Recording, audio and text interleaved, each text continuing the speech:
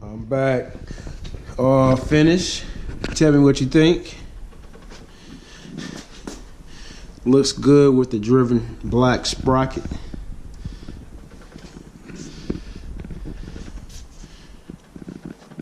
And as always, like, subscribe, and comment. Can't wait to ride.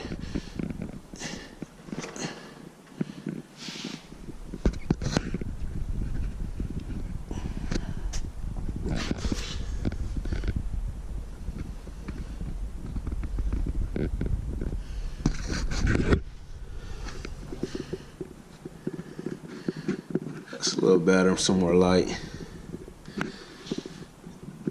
I like it, looks good. Better than the old OEM ones.